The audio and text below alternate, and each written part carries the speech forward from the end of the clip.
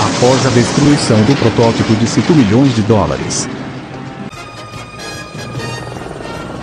um novo trovão azul foi construído para o combate ao crime. Trovão azul.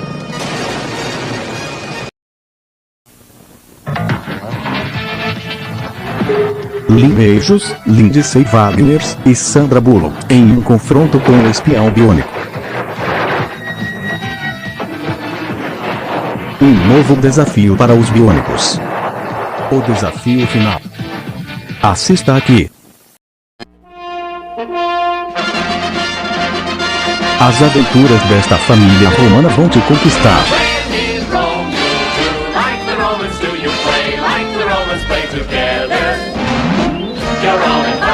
So right this way, you're gonna beat the Roman holidays.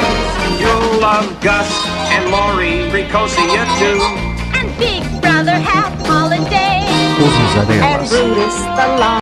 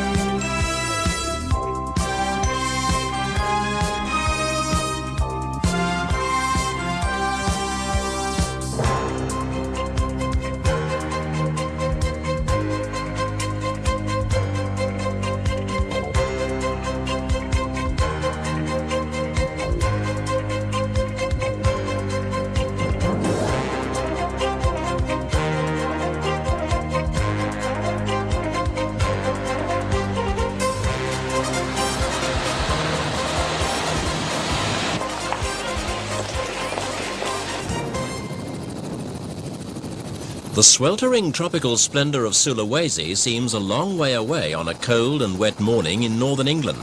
But this is the first step on the way for the eager British adventurers hoping to represent their country in the 8th Camel Trophy. Risby in North Yorkshire is the venue for the finals of the British selection procedure. Here, 24 applicants will be whittled down to just 4, and those 4 will go on to the international finals of the contest. Already, thousands of applications have been studied, sorted and assessed, but only 2 British adventurers will be going on to join the finest of the international brigade. Driving ability in all types of conditions is just one of the skills which applicants are assessed on in their quest for a Camel Trophy place. It's essential, too, that contestants are at the peak of physical fitness, so they're put through their paces on the Army-style assault course. It's tough, but nothing compared to the rigors which will lie ahead in Sulawesi. Everyone who makes the final cut will have to be at the peak of fitness.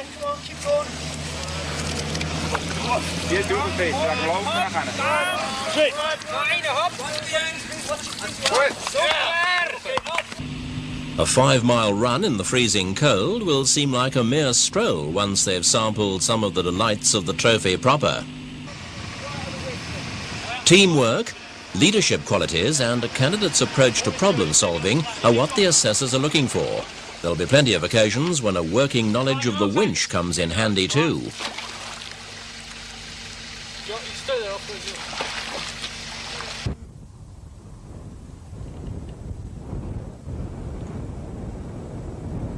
Eastnor Castle in Herefordshire is the testing and training ground for Land Rover and an ideal setting for the finals of the international selection procedure. 4 hopefuls from each of the 12 nations vying for 2 places in each team. Land Rovers have been chosen as the event's official vehicle in all but the first Camel Trophy. This year the contestants will use specially built and modified Land Rover One Ten station wagons for their 1,325-mile journey of adventure.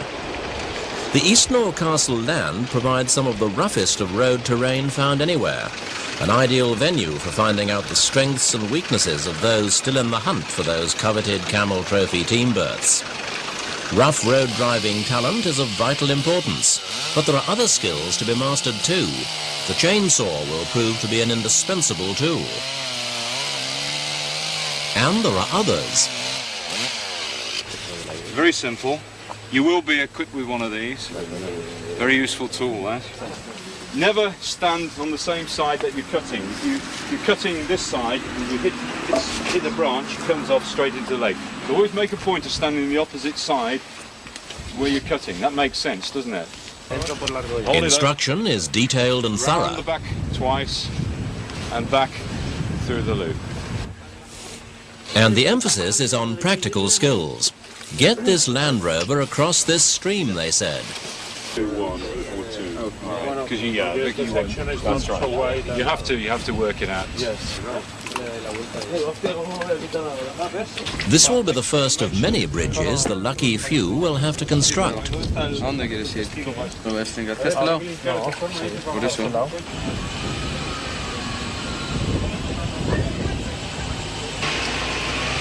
The acid test. Intense concentration from the man giving the instructions is matched only by that of the fellow in the driving seat. Stream crossings will become routine during the trophy itself, but for now it's easy does it. This year there's a new format to the Camel Trophy. 2 days of special tasks will be followed by an 8-day adventure trail through 1,325 miles of rough, tough Sulawesi terrain, then 2 more days of special tasks. The versatility of the Land Rover One Ten makes it the ideal Camel Trophy workhorse. The 85 brake horsepower turbocharged diesel engine seems able to cope with anything the trophy organisers can dish out at Eastnor with ease. It's just as well. There's a lot worse to come in Sulawesi.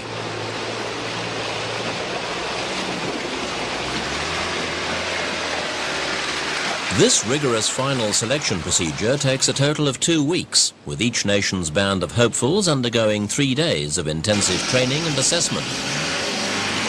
Camel Trophy Rule 1, if in doubt, dig your way out. Rule 2, if there is any water within a 10-mile radius, then the route will go right through it at some point. Eventually, the selectors make their final choice of the 24 men who will fly halfway around the world to take part in one of the last great adventures, the 1988 Camel Trophy. Manado Airport, Sulawesi, and the team set foot on the Indonesian island for the first time. The adventure is about to begin. The fierce-looking but friendly natives are out in force to celebrate the arrival of the Camel Trophy on their soil with a traditional dance of welcome. But the festivities are short-lived for the participants. There's no time to lose in loading up the vehicles for the journey ahead. These boots are made for walking, but they'll be doing their share of driving too over the next 12 days.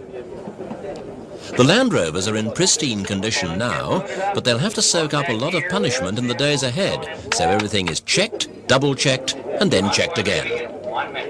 Survival equipment and provisions are carefully stashed and stowed away. Fresh drinking water is transferred into sterile jerry cans. Each contestant adds those little personal touches to the vehicle that will be his home for the best part of the next 2 weeks. And personal gear is stowed in waterproof bags as protection against the damp. There's one new team to the Camel Trophy this year, the pairing from Argentina. They and the Japanese crew are the only non-Europeans in the 12-team lineup. They say there's 2 types of climate in Sulawesi, hot and dry, and hot and wet. At the moment, it's the latter. For the first time, the Camel Trophy is being split into 2 distinct elements. The adventure trail will begin in a couple of days, but first there are 2 days of competitive special tasks. In a departure from previous Camel Trophies, the emphasis for the special tasks will be shifted from speed and vehicle recovery to navigation and teamwork.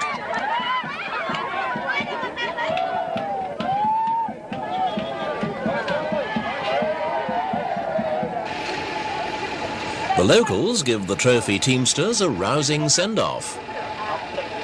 This year there are teams from Belgium, the Canary Isles, France and West Germany, Holland, Italy, Japan, Spain, Switzerland and Turkey, as well as the United Kingdom and newcomer Argentina.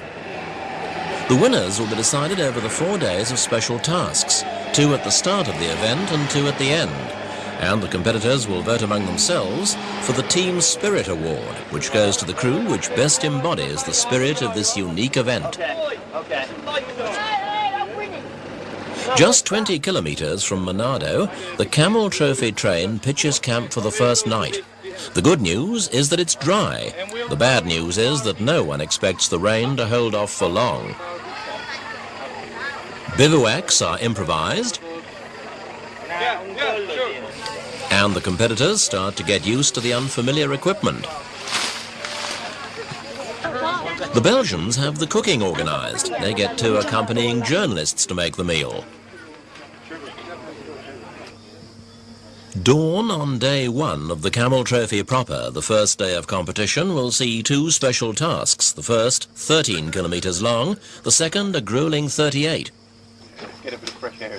This is where all the preparation and training will begin to pay off, but it is still very much a giant step into the unknown.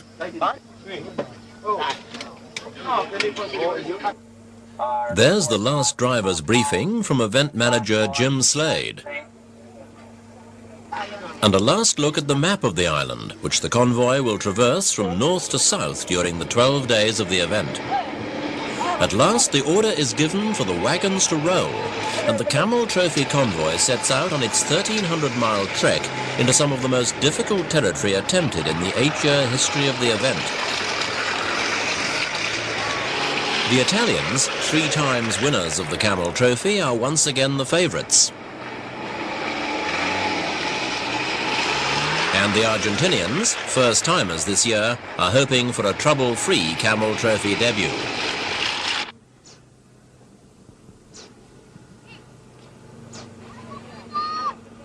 The Dutch won the event 5 years ago in Zaire, and they're flying the flag in the hope of a victory this time around.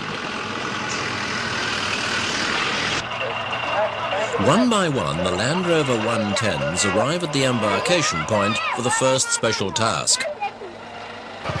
There's a last-minute briefing for each and every one of the crews to make sure they know exactly what is expected of them over the 13-kilometer navigation test. An ideal time has been predetermined, and the crew who finishes in the nearest time to that will gain maximum points. Lots are drawn for starting position, and it's the Spanish team of Francisco Pardo Brucar and Jose Luis Esarte Goyna who set the ball rolling. They start in the dry, but before long, the heavens open. That's not the noise of gunfire, it's the rain beating on the camera during the typically tropical downpour which beset the first day. The heavy rains of this region can turn the smallest stream into a raging torrent in a matter of minutes. But the Land Rovers weather the storm in fine style. The French crew of Francois Léonard and Eric Spekerman are the only ones to hit trouble with a persistent electrical fault.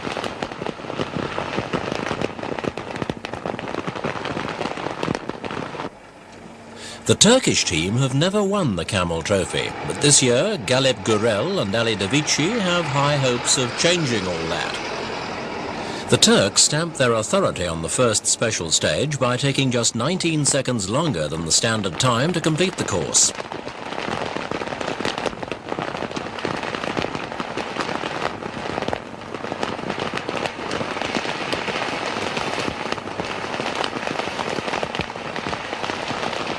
The friendly Turkish team are not above checking the route with a wayside camera crew if necessary.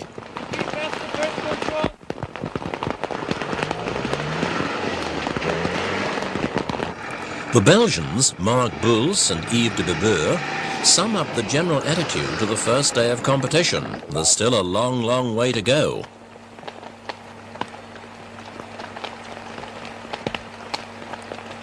During the tricky later stages of the task, the Germans became stuck 4 times and had to winch their way out on each occasion, but they still managed to finish in 6th and 8th places on the 2 special stages.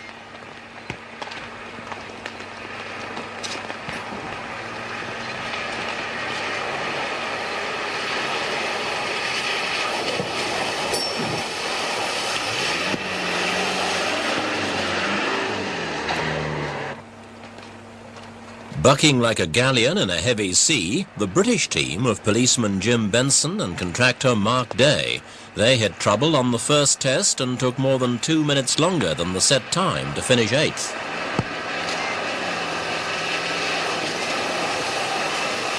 It was the same story in the second task, where the duo collected their second 8th placing. The Japanese, another team who have never managed to win the event, were also in trouble. They were 7th in the first task, but slumped to 10th best in the second test.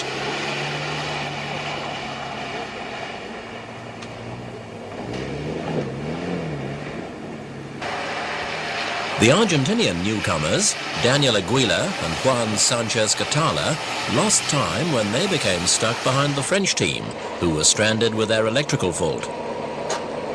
But the problems of the French weren't confined to lack of sparks. They also found themselves having to resort to the winch after getting themselves stuck in a ditch.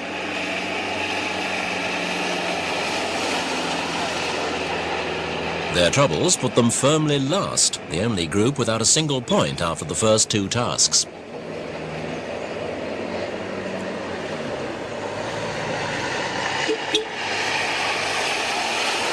Canary Islanders Werter Sherry and Jose Mario Villavicencio had the advantage of being the first car through the task, but they were soon in the wars on stage 2 when they hit a rock and suffered a puncture. The rains came and went throughout the day, turning the track into a muddy morass. The Italians, Silvano Dell'Anna and Edmondo De Cursi, sailed through the sea of mud with ease. They were just 10 seconds behind the winning Turks on stage 1. Full speed ahead for the Germans, who need to make up time after crashing and damaging the front of the Land Rover.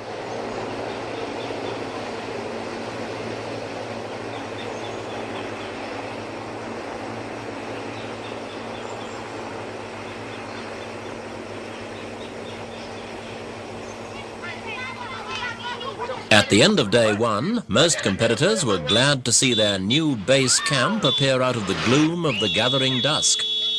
Even the kamikaze dogs turned out to greet the travellers, but the Swiss team of Peter Dudley and Leo Kalber-Matten managed to avoid the canine spectator and an international incident into the bargain.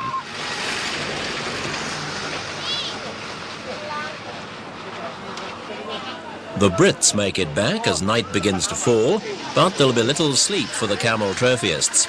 They'll have to burn the midnight oil to make sure their battered machinery is in tip-top condition for the next day's specials. Check-in time for Mark Day and his teammate Jim Benson, and they slot into their place in the overall order. Everything okay back there? You haven't crossed any of the stationary stuff? After 2 stages, Turkey lead with 27 points, following a win and a second place so far. Italy held second spot on 20 points, with Holland third on 16 and Switzerland fourth, 1 point behind.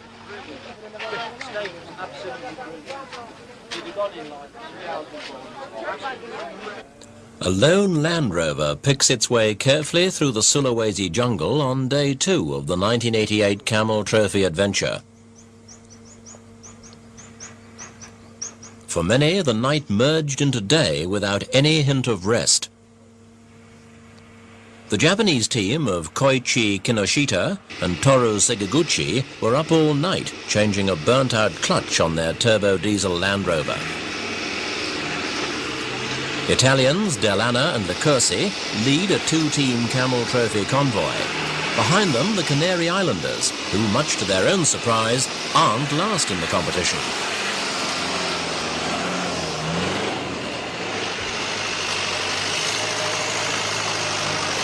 The tracks and trails are deeply rutted, but this is a main road around these parts.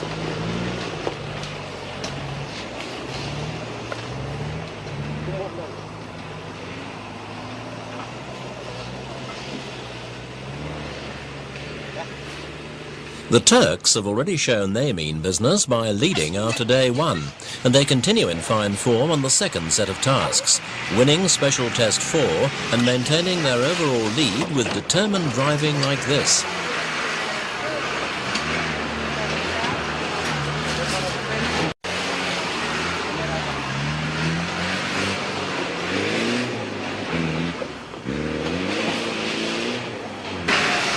The Dutch will lose time when they stop to help the Turkish team out of a spot of bother, but they still finish both tasks third best to go second equal overall.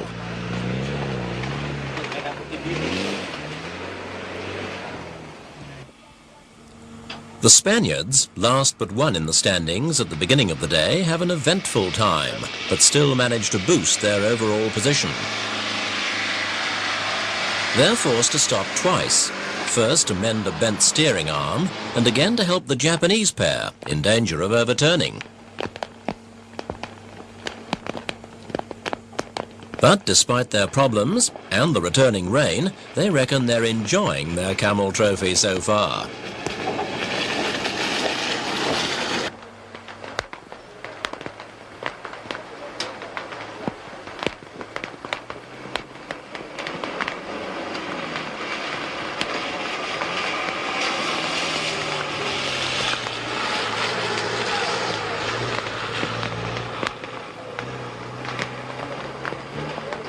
Japan look a little the worse for their small unscheduled excursion, which left them in front of only the Germans at the end of the special task of 42 kilometers. The cause of the problem was a map reading mistake, which put them 20 minutes off route.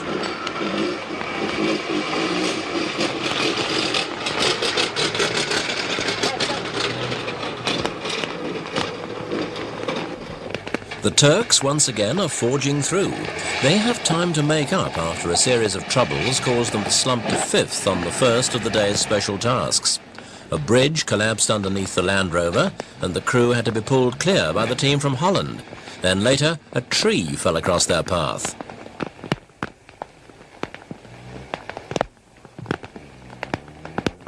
Belgians Mark Boels and Yves de Bebeur had a great day, 4th and 2nd places in the specials, but they're still a long way down overall thanks to a lackluster performance on day 1.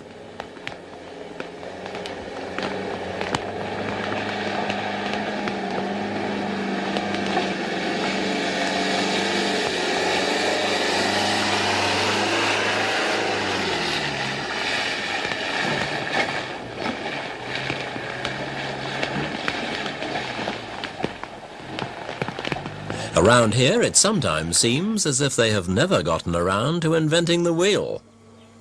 Prepare for a close encounter between two cultures, centuries apart in technological development. 4-wheel drive meets 4-hoof drive.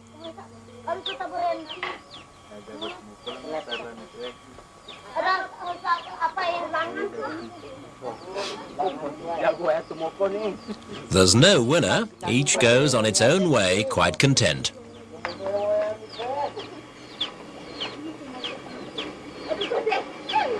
The Germans, who find themselves in the deepest trouble on day 2. Dirk Batterman and Norbert Skodok's Land Rover slipped into a ditch and landed on its roof. Neither man was hurt and the vehicle was undamaged, But it took hours to winch the team clear, and they finished last in both specials, causing them to slide to 9th overall.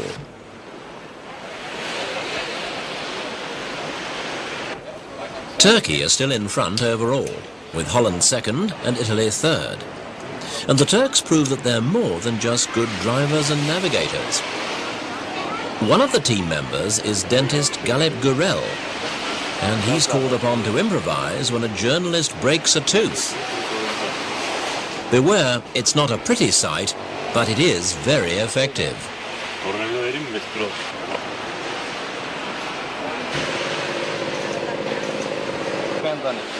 The United Kingdom won stage 3, but is that the objective? What's the object for you for Camel Trophy? Is it to win or just to enjoy it? Bit of both. I want to win and I want to enjoy it. And a win would make the enjoyment even better, but I'm going to enjoy it anyway.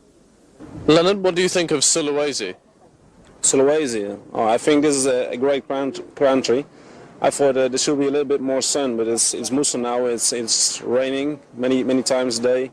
A lot of clouds and very hot. But the people here, they are very friendly. We are now in a sector, it's called Minahasa, and they called it the 12th province of Holland. So all the people are Holland-minded. They give us fruit, they give us everything. They sing Dutch songs for us, and well, we really enjoy it here. What do you think of Sulawesi? What are your impressions of the island? Yeah, the island itself is very, very nice. I mean, it's green. It's very green right now because we are in the rainy season, and it's about the people. People are very nice too. They're very, very friendly. All the villages we went through, there are always a lot of people. I mean, waving hands and things like that and shouting. It makes me feel very well. Eric, what do you think of the other teams that have come on this year's Camel Trophy? Is it a good spirit? Well, for me it's difficult to compare from the other years because I've never made the Camel Trophy. But it looks nice. I mean, I'm so glad to be here anyway that whatever, if even some team will be very competitive, if that's the word, it's not my problem. Our politic is to go through the island of Sulawesi for the Camel Trophy, and that's the main point. A few thoughts from some of the intrepid adventurers as they begin the longest and most grueling part of their adventure trek. After being seen off from their base camp at Kora Kora by the local governor and police outriders, the 18-car convoy is on its own again as the Camel Trophy travellers head towards the mountains. The drive's meant to be easy, but several teams hit trouble. The British are to break a differential casing and spend until 2 a.m. at the roadside. The Spaniards find the going tough too, slipping into a ditch. But it's all in a day's toil as the Camel Trophy keeps on trekking.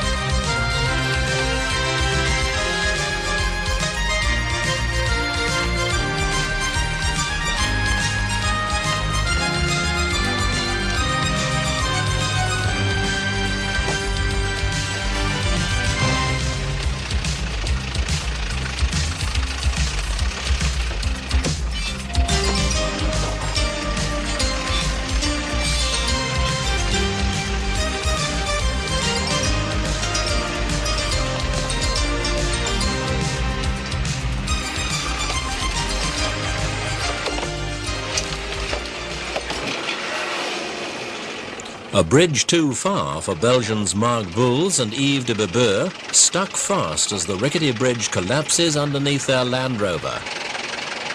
The makeshift river crossing finally cried enough after 10 years' traffic passed over in the space of an hour. A near thing for Belgium, but immediately the camaraderie of this unique event comes to the fore as the rival teams set to work to extricate the stricken vehicle from its precarious perch. The combined efforts of the British, German, Italian and Canary Island teams winched, manhandled and coaxed the Belgians safely to the shore. But the bridge is a little the worse for wear and is in need of some serious repairs.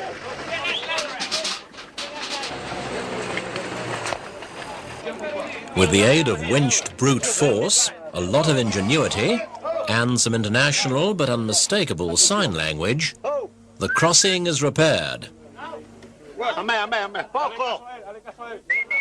Okay.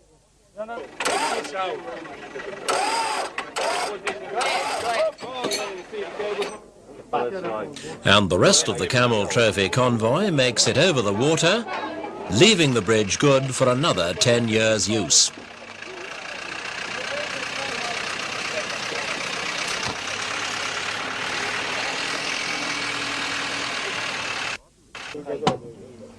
One of the most modern forms of transport meets one of the oldest and least sophisticated as the teams top up with fuel before they tackle the mountain pass that leads to the lost coast of Sulawesi. There are no petrol pumps out here, so the barrels of diesel have to be brought in by bullock cart, the region's most common method of haulage. There's time for a quick dip for Argentinians Daniel Aguila and Juan Catala. You can see the mountains up behind us here. What are your thoughts on that?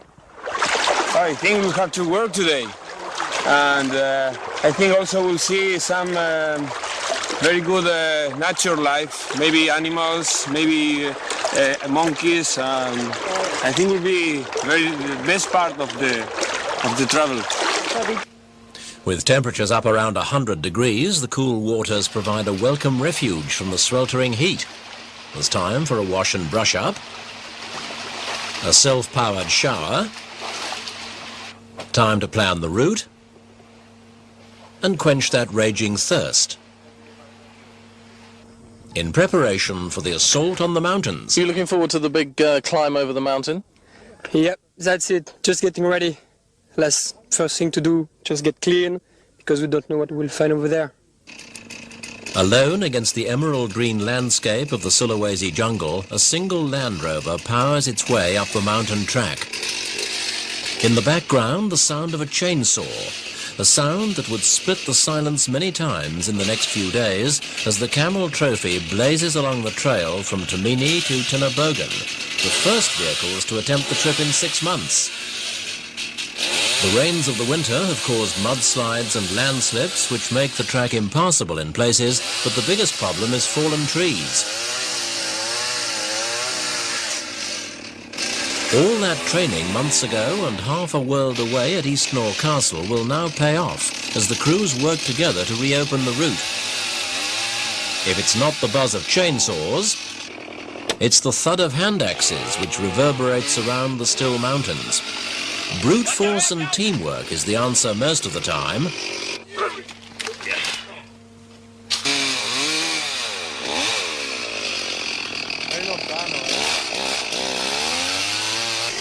And if in doubt, dig your way out.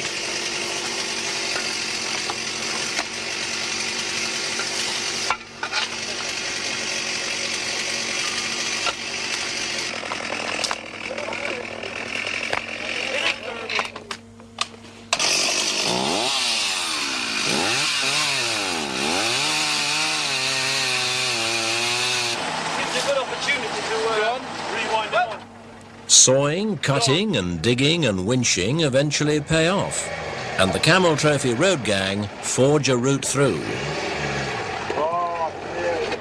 It's only a matter of time, though, before they find the path blocked once again.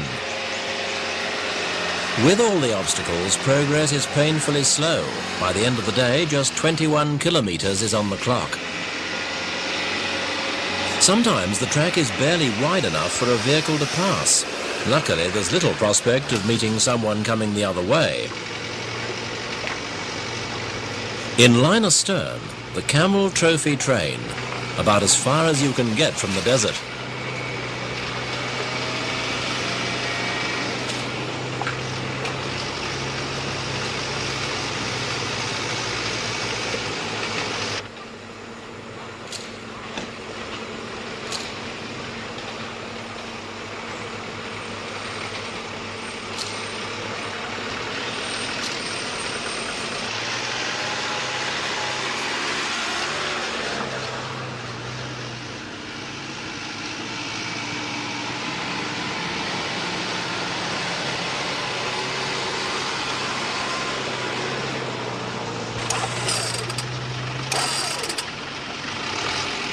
Japan's Kinoshita and Sekiguchi well and truly stuck in a rut.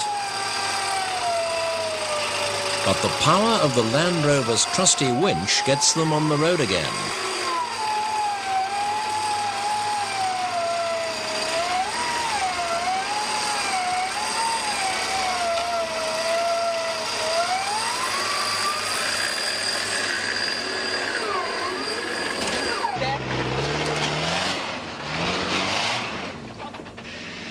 The Japanese experience makes the rest a little wary.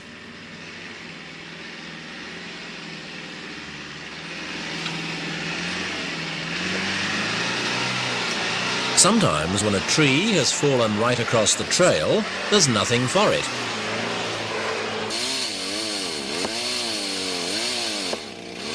You just have to chop out the middle,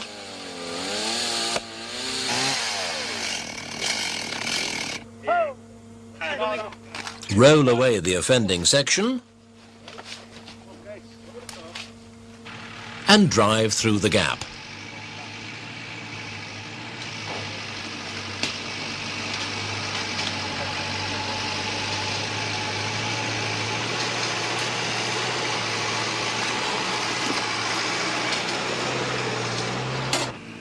The French pairing of Léonard and Spijkerman are the trailblazers this time, but sometimes the right route isn't as straightforward as it might seem. Occasionally, you have to go backwards to advance.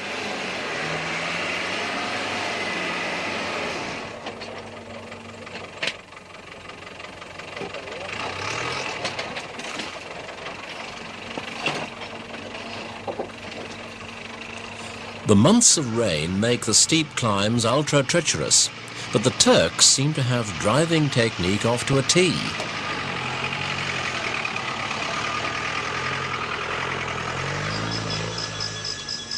Nightfall brings relief from the swarms of mosquitoes which have plagued the adventurers throughout the heat of the daytime. The insects have proved to be a serious hazard. Dutchman Leendert Ursum and Merck de Jong put their vehicle into a ditch when driver Leendert was attacked by a swarm which made him completely lose control of the Land Rover. The UK team have been having further trouble with their transport, losing time again and again with a recurrent differential problem. However, Land Rover's specialist engineer on the event, Colin Hill, and mechanic Fred Wanicek will replace the entire diff at the next night halt.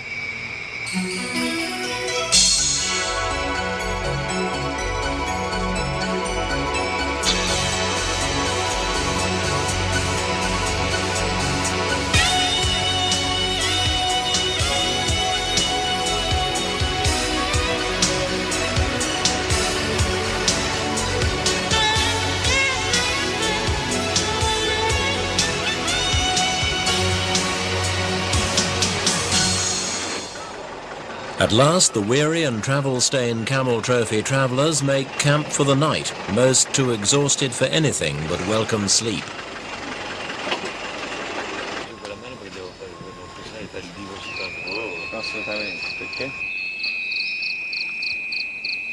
And there's precious little sleep. Everyone is up at first light to ready themselves for the 6:30 start. There's just time for a quick vehicle check and a sip or two of refreshment. Time to tie up a few loose ends and grab a bit of breakfast. Some are better at waking up than others.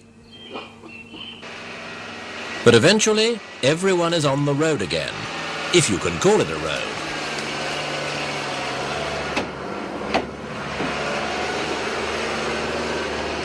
It is now the end of March, and this road hasn't been driven since the Camel Trophy trip the previous September. The convoy meets obstacle after obstacle.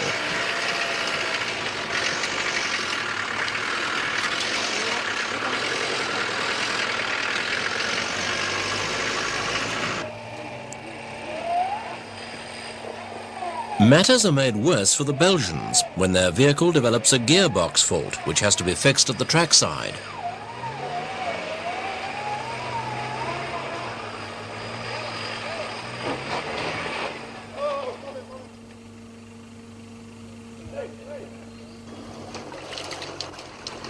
The going is made so treacherous because there appears to be a safe, if dusty, surface. In fact, the dust covers a deadly layer of slippery mud. Every single climb has to be approached with the utmost caution. One mistake could spell disaster. But the Argentinians are safely through this time.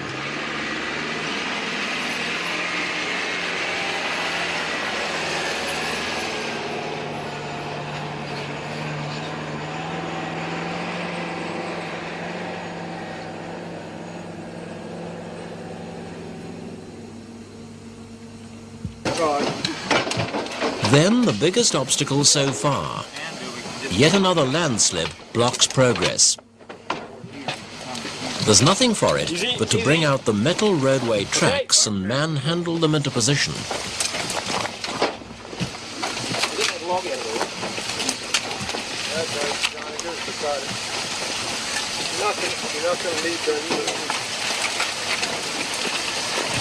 You want to rig it up? Drop it in the hole.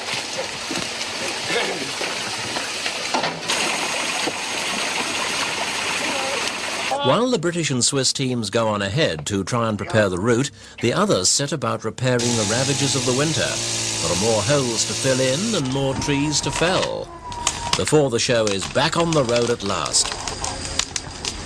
In 14 hours, they have completed just 54 kilometres.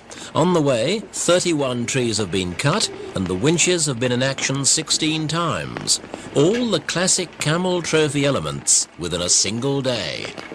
Well, in some parts it was very hard, in some other ones it wasn't that much, but we have to stop for a long time because we are a long caravan and then we have to wait for the rest of the companions. So for one vehicle, 2, 3, 4, 5 vehicles will be all right, but for the 18 vehicles it's kind of a slow down everything, you know. Which part do you think was the most difficult? Well, as far as work, it was when that landslide that we have to dig all the way for the vehicles, you know. Cutting trees, and that's not that difficult. In some other parts it was kind of tricky. It wasn't that much work, but you have to use your mind more than your hands, you know. What sort of preparation have the Spanish team done for this sort of work? Well, I think we've been mostly prepared for this, than for the special task that we made a couple of days ago. You know, we haven't been using so much the Torah trip and the calculators and watches and so much. We feel like this is more adventure than chrono type of action, you know. So we've been training for this, for winching and showering and digging, everything. So Camel Trophy has lived up to expectations for you? So far, yeah.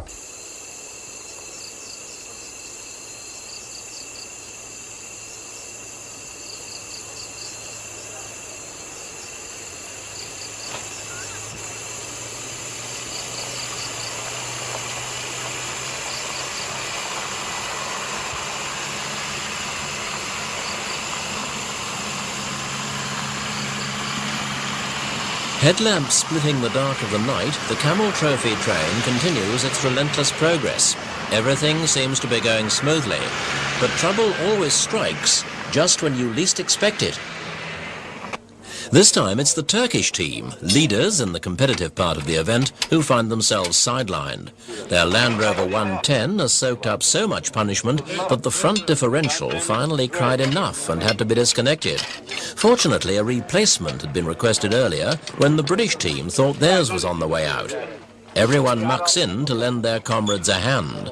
A remarkable bond has been forged between the participants in the true spirit of comradeship that is the aim of the Camel Trophy. After a long night's work supervised by Australian mechanic Fred Wanicek, the show is back on the right track and ready for the painstaking descent from the mountains.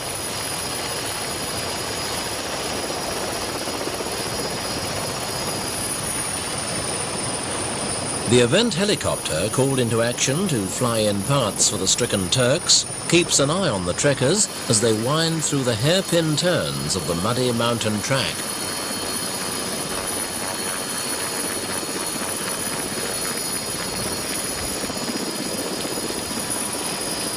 Now they are out of the mountains, the temperatures soar again, and water is a welcome sight as they head towards the coast. At the lunchtime halt, there'll be the chance of a bath and a change of clothes, the first for several days. The only problem in the convoy is a gear selection gremlin which halted the Japanese for a while. It took 2 hours to fix, then the Japanese team promptly drove into a ditch, so eager were they to make up for lost time. In addition to the 12 team vehicles, the Camel Trophy convoy also contains a further 6 support Land Rovers, carrying supplies, first aid equipment, provisions and other essential cargo. This time it's one of these which finds itself on its side. By now it is a well-drilled team that springs into action with winches, pulleys, muscle power and know-how to right the stricken automobile. A rescue that would have taken hours at the beginning of the event is now completed in half the time. Wait a second, I'm releasing this out.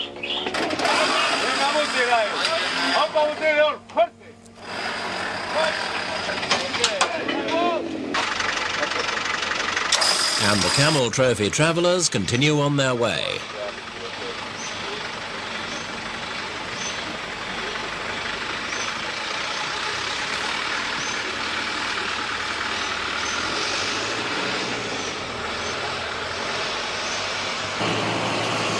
The United Kingdom's Jim Benson and Mark Day tackle one of the most treacherous climbs in the entire event. Despite the absence of rain in this area, the steep track is still dangerous, clinging to the mountainside. Further up the trail, the edges are crumbling, and there's barely room for a Land Rover One Ten to pass. However, by now, the driving skills of the participants have been honed to perfection. This time, there are no mishaps. Little do the Brits know that there is drama in store further up the mountain.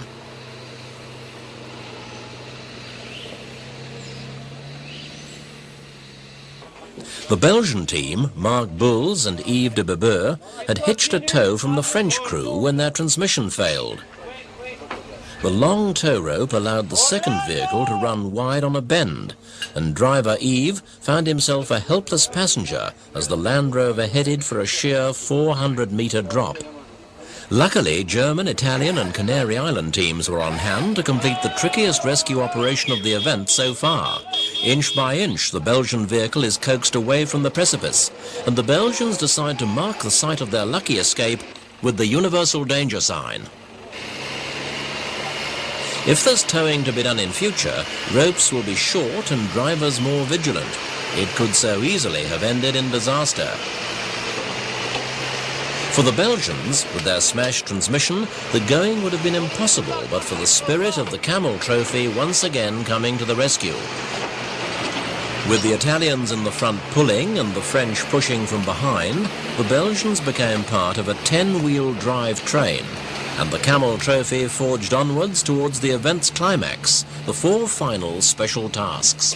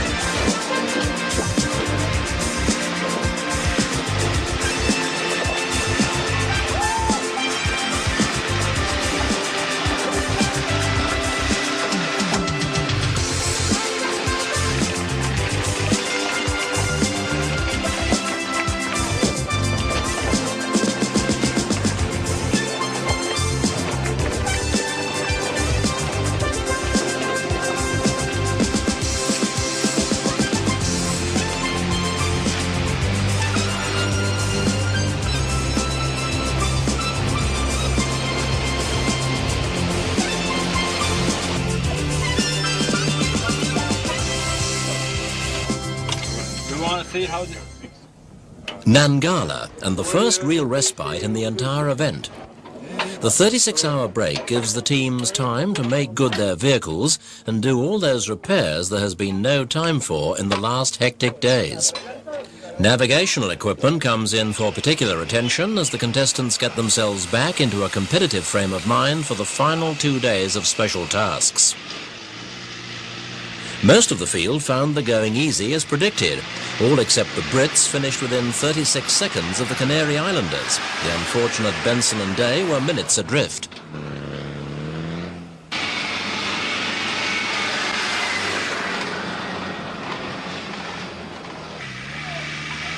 The Belgians look as if they mean business as they send a wayward chicken scurrying for safety.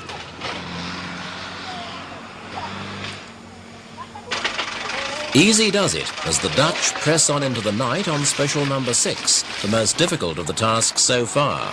Holland end the day in second place overall behind the Turks.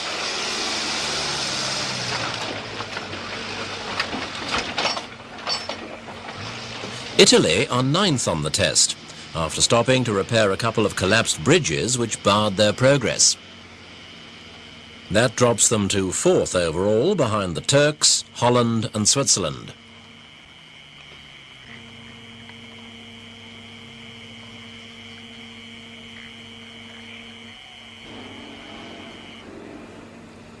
Sometimes speed is the answer, sometimes it leads to disaster. The French get away with it this time. Shaken but not stirred, perhaps, they take it a bit easier next time. Extra speed is unlikely to do any good. The French are last overall. Going into the final day of the event, the Turks are so far ahead they just need to cruise through the final 2 tasks to win. It's heavy going after days of torrential rain, as Silvano Delana and Edmondo Licursi discover. They find themselves in trouble yards behind Argentinians Daniel Aguila and Juan Catala, who are already stuck fast. Argentina lost 3/4 of an hour getting free, but the Italians are more fortunate and are stuck for just 15 minutes. Meanwhile, the Belgian team are busy winning the stage with a perfect time. Turkey are just 1 second behind.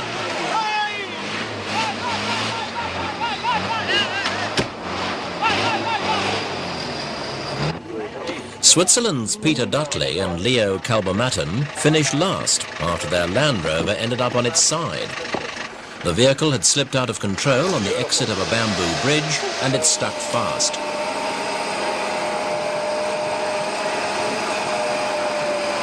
While help arrived, the Swiss team made sure they repaired the bridge using a spare tyre and a sand ladder.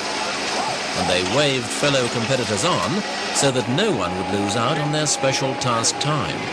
Another example of the Camel Trophy spirit shining through. The Swiss will equal 6th overall at the end with Japan.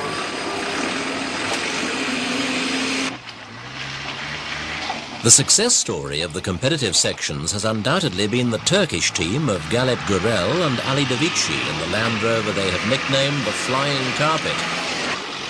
They can afford to finish last but one on the final special task and still win handsomely. To the cheers of their fellow contestants, the Turks are crowned the Camel Trophy conquerors for 1988. Belgium finished second, just 2 points clear of their Benelux neighbours Holland, with the Italians 4th.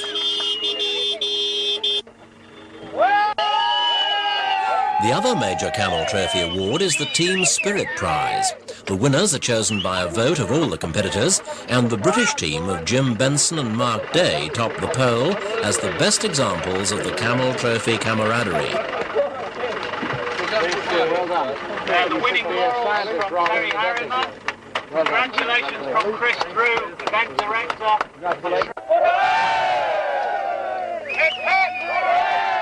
As the Turks indulge in a champagne-spraying celebration to mark the end of their adventure of a lifetime, the organisers are already looking ahead to the Camel Trophy 1989.